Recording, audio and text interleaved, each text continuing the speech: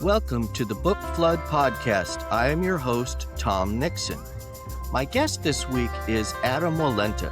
Adam is an author and illustrator of Punk Taco, the graphic novel series and other series, a professional recording artist, and the winner of the Ringo Award for Best Kids Comic or Graphic Novel. Welcome, Adam. Thank you for having me. Absolutely. Can you tell us a little bit about your career trajectory? How did you get to here? So there's a lot of ups and downs, but I've been an artist all my life. Ever since I was very little, I've been writing and drawing my own stories. And so after high school, I went to Pratt Institute in Brooklyn, New York to study illustration. And while I was there, I got an internship at Marvel Comics, where I quickly started actually getting paid to be a professional colorist. And I would also freelance as an editor when other editors would take a vacation or need a day off, and I would help out. From there, after graduating college, I started my own publishing company called Mule Entertainment, and we published a wide variety of independent comics and graphic novels over the years, including the official Public Enemy graphic novel, which is based on the Rock and Roll Hall of Fame band. And this was years before Kickstarter or any types of on-demand, printing was available. So this was the time when you actually had to, invest your own money and do all the marketing and everything yourself. So I did that for many years. In between, I would freelance in the music industry, illustrating album covers and other people's books. I also have a teaching degree, and I would teach art at various schools over the years. And then a few years ago, while I was in the middle of teaching K through 6 grade art, I got a call from an old Marvel friend of mine who is the editor-in-chief at Mad Cave Studios, and they own Papercutz, and he offered me a job at Papercutz, or offered to have me interview, and I was pretty torn because I really love teaching, and I had a great school that was very supportive at the time, and my kids were at the school as well. But the opportunity to help fellow creators, writers, and authors bring their projects to life was kind of a great opportunity for me, because I love helping other people and being that foot in the door for people who are both new to the industry as well as people who may have, maybe older and not getting opportunities because, they've been around a long time, which happens a lot. So after discussing it with my family and weighing the pros and cons, I came back to the publishing world full time, and now I'm a senior editor at Papercutz. And that's 30 years in a few minutes. There's a lot of other things that happened, ups and downs, but that's the overall, history there. Always ups and downs. Always. It's life. It's a journey, Right. and you have to make decisions based on the best information you have and do your best with that. So it's been a good journey so far. How do you self-identify? You wear an amazing number of hats. If someone asks you what you do, author, illustrator, editor, something else? That's a great question. 9 to 5, I definitely wear my editor hat. I identify as dad first, always, first and foremost. That's the most important thing to me. So I always put my kids first, and no matter what job I'm working, that's always how I try to operate. After that, I consider myself a creator. So whether it's an editor or an author or illustrator, I create things from my own imagination, and I collaborate with others or help other creators bring their creations to life. So creator is kind of like encompasses it all. I would love to say I only do one thing, but like you said, there's so many hats to wear, especially in publishing. And once you get into the editorial role, even within that role, there's many other smaller roles that people don't realize. So most of my hours in my day are spent helping others, which I love, but I also love working with my kids as well as other kids to bring ideas to life. I mentor young students at my son's school as well. And outside of school, I have some other students that I used to teach, and I mentor them, as well as all the creators, that I work with at Papercutz. So, I just try to balance all of that. And sometimes it's challenging, but I love doing it. And sometimes I'm in the foreground, where I'm the artist or I'm the author, and then other times I'm in the background where I'm just helping other people. Like I said, it's just juggling all of that all at once. Mm. But I actually really enjoy that juggling process, and it keeps everything exciting, and I never get bored ever. Mm. Which that's the trick for sure, is do stuff that never makes you bored. Yeah, it's a lot of fun because I work in almost a constant state of chaos, which I've always operated pretty well in. And so whether I'm working on my own projects or helping other people bring theirs to life, there's always challenges, there's always hiccups and unexpected things that pop up, and you have to problem solve and figure out the process of storytelling as well as the art and scheduling and everything that goes into making a book. So it's a lot of fun. Mm. What can you share with us about your work at Papercutz? Uh, I'm a senior editor. I work on books such as The Smurfs and Geronimo Stilton, Flash Gordon Uh, Adventures, Hero Bear and the Kid, Three Thieves, a series called The Secret Steam Society, and a lot of others. I actually have about I think I just counted today. I think I have 32 titles that I'm working on. So it ranges anywhere between wow. 28 and 35 titles at a time. Um, but I think today's count was 32, which is each book is between 64 and 200 plus pages of story and art.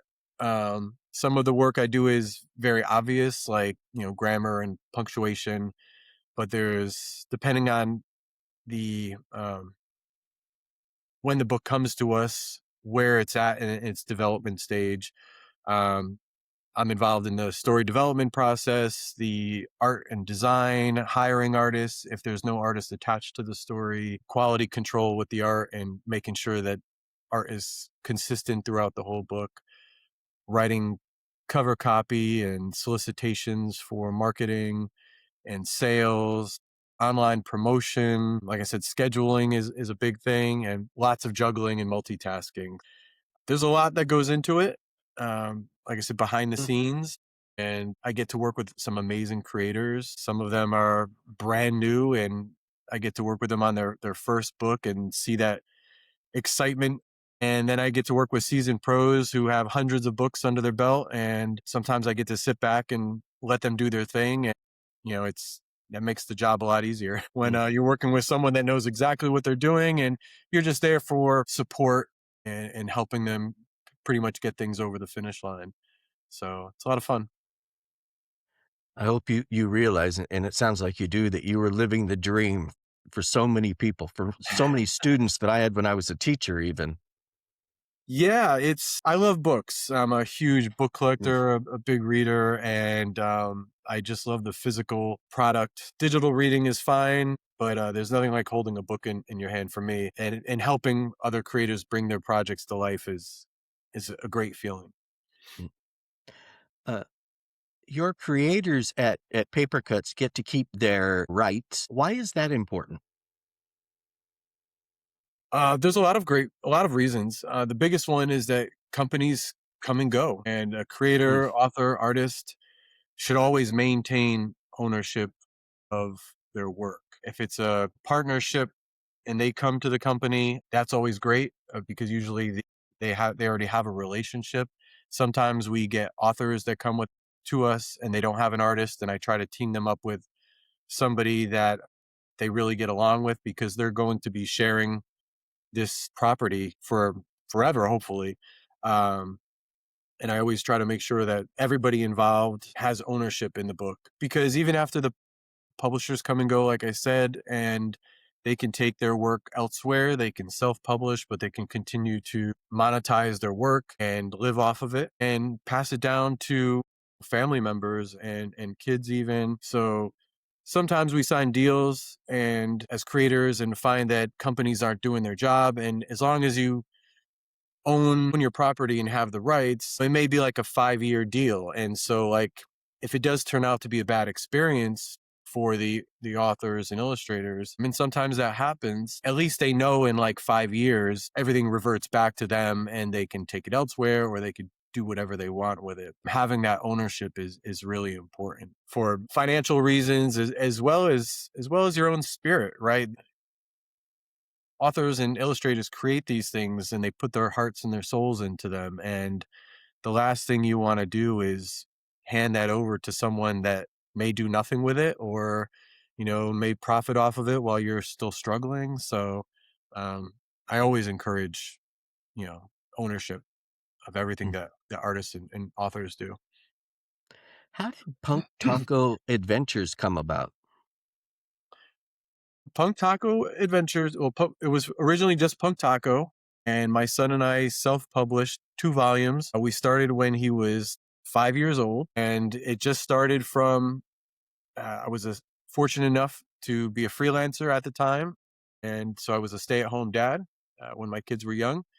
And my firstborn, McKenna, and I were hanging out, playing with toys and Legos and everything else. And excuse me. And I had this name rattling around in my head for a long time, Punk Taco. I didn't know what it was or what it could be. And I was actually in the middle of another graphic novel. I had 200 pages written and drawn. I was inking and coloring it at the same time. And I mentioned this name to him, and my son thought it was really funny.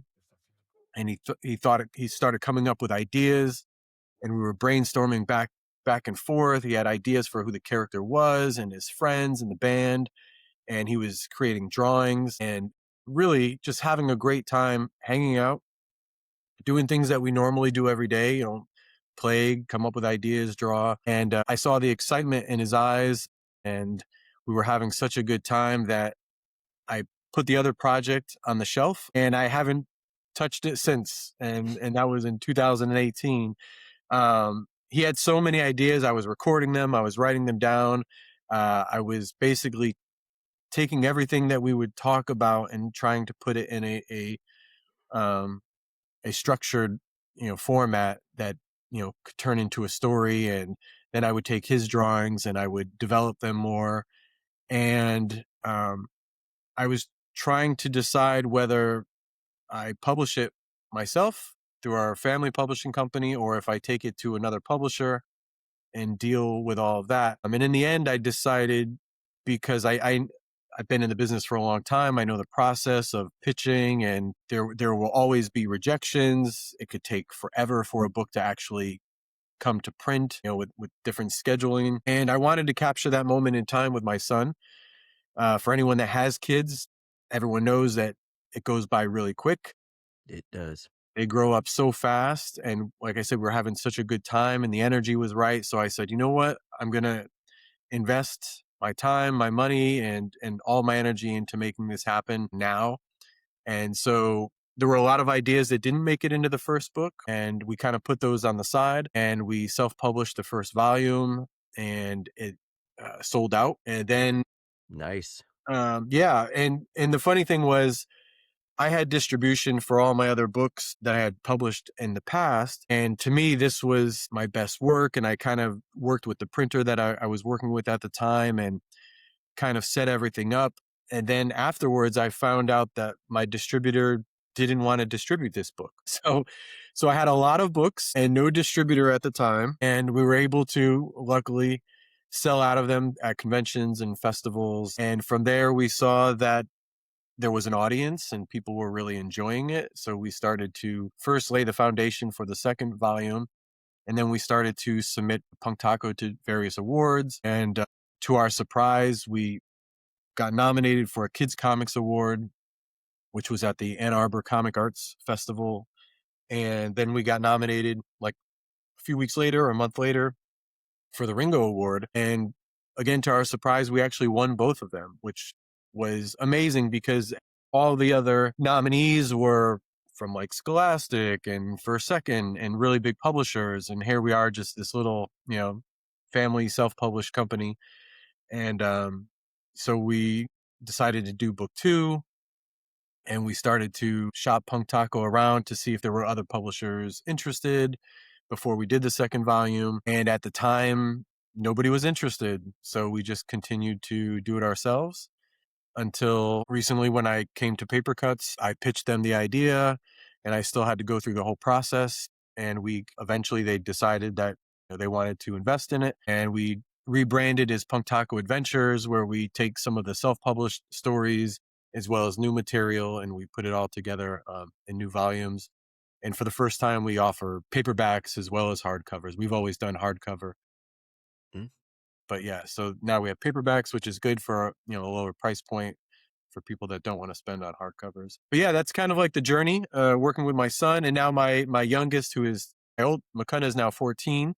So when I said time goes by quick, it really does. But he still contributes, and we write stories together. And my youngest son also helps write stories and contributes a bunch of artwork. So it's been a lot of fun.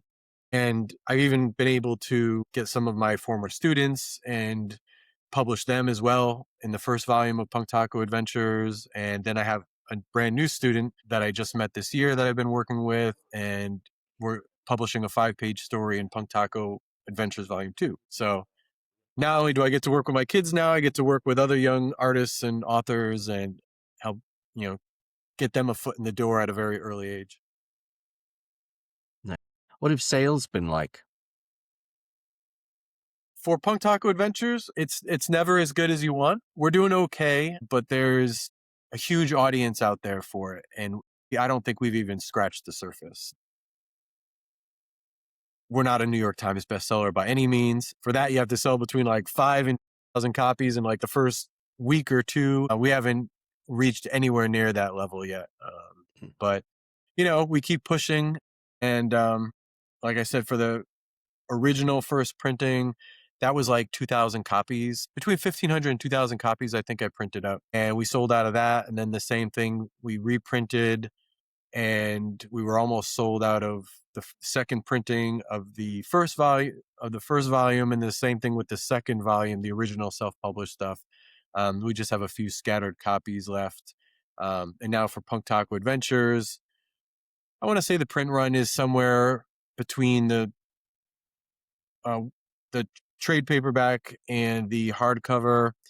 I think the first printing for each is somewhere between the 2,000 and 2,500 units when they do a first printing.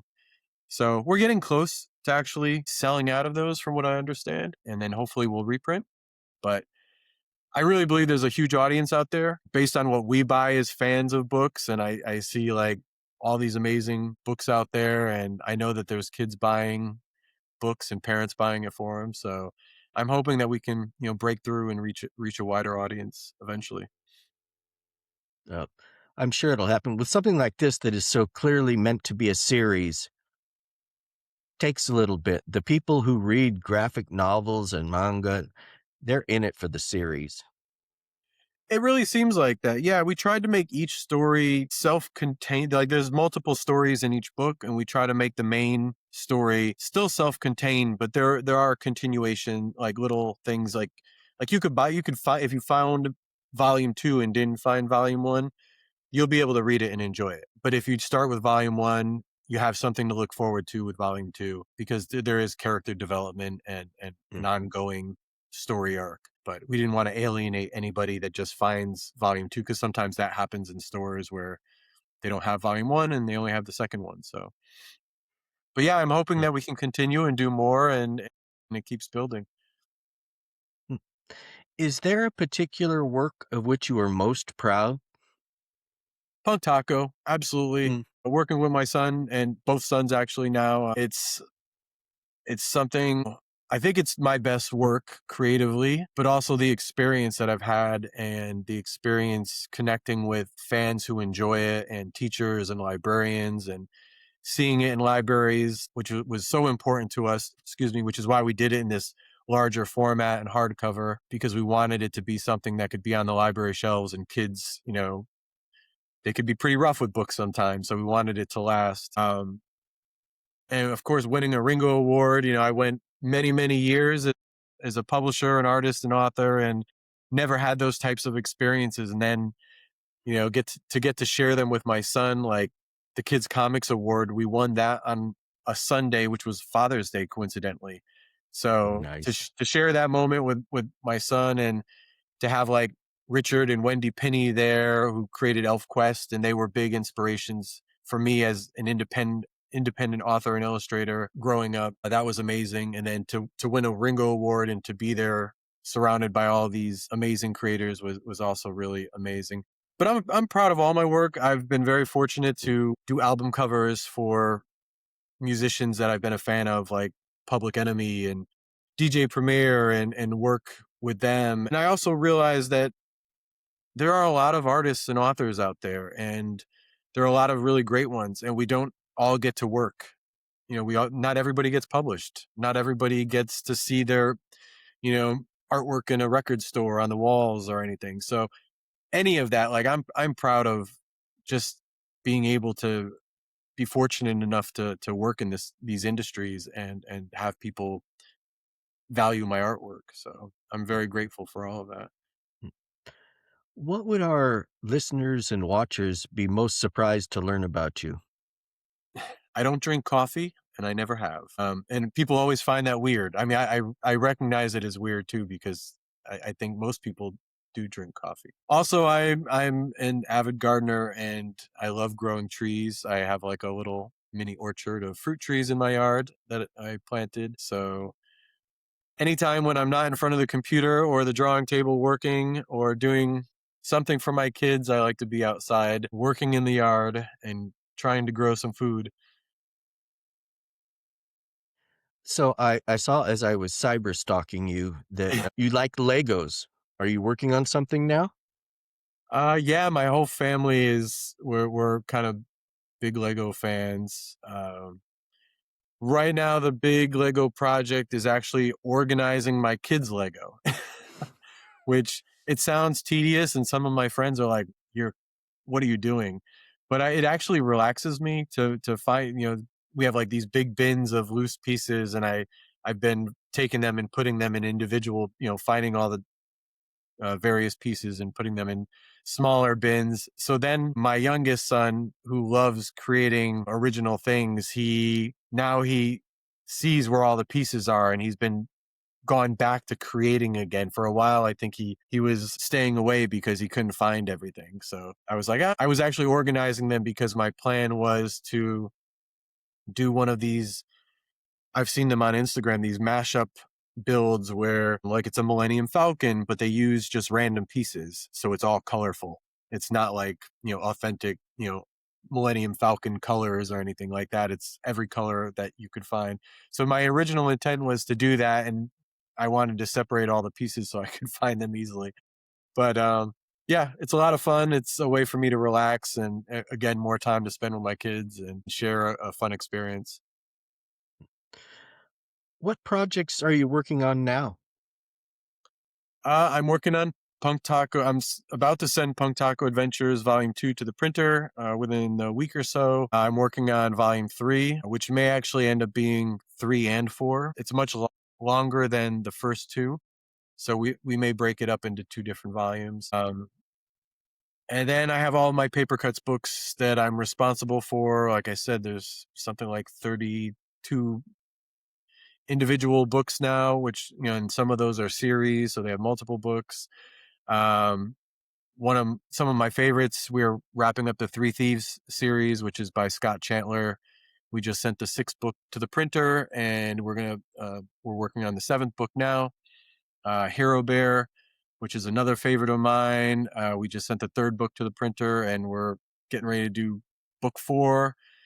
And probably lots of things I'm not supposed to talk about yet because of Oh, for sure.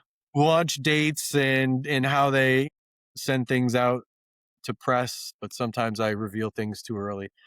But yeah, lots of projects. But besides my Papercutz responsibilities, Punk Taco 3 is my main creative focus outside of that. Excuse me. Is there a book or a series of books from your childhood that still resonates with you? Uh, a lot. That's tough because at this point, I'm thinking like I'm thinking back to my teens now, right? Like, because it's like a very significant part of my childhood. And so graphic novels like Watchmen Mm. and haven't grown up in the early 80s and, the Cold War, and remembering when Watchmen was just single floppy comics coming out as a limited series, and then it would later be collected as a graphic novel. That book meant a lot to me, and I probably shouldn't have been reading it at the age I read it. I was still, I don't know, 11 or 12. I can't remember the exact age, but I was young. But I think the whole Cold War paranoia thing kind of stuck with me, there were so many movies like that, Red Dawn and all these other Cold War style movies that affected me and probably had an effect on me politically. X-Men books by Chris Claremont and John Byrne, which I think I started reading just kind of at the tail end of John Byrne's run, but I really loved his artwork. Classic novels like Grapes of Wrath are something that have always resonated with me, and I still love, and I reread every few years. My son recently read Lord of the Flies, and I reread that as well. And that's still one that I love. The Outsiders. And then I was talking with someone else about this the other day. I still really love children's picture books as an artist, as well as just a reader. Like, there's something very pure about them and enjoyable. Shel Silverstein books like A Light in the Attic or The Given Tree. Even though my kids are older now, we still read things like that from time to time together. Books by Chris Van Dusen and Bob Stakey are also favorites in our house. I love to look at their illustrations. So yeah, there's a wide variety of books from various stages in my life that I enjoy, and I think they all still resonate in some way and inspire me. What are you reading now? Lots of scripts, endless amounts of scripts. When I get to read for myself, I do try to keep up with the middle grade market. So I'm always either at the library or buying my kids new books, and we either read them together or they read them, and then they say, "Hey, this is really great. You should read it." And then I'll read them because I like to know what my peers are doing, what the competition is doing, and really keep my finger on the pulse. But when I get to read just for myself, and it's been really slow going, is I like to read biographies. So I've been picking away at this John Adams biography by David McCullough, and I find that pretty fascinating.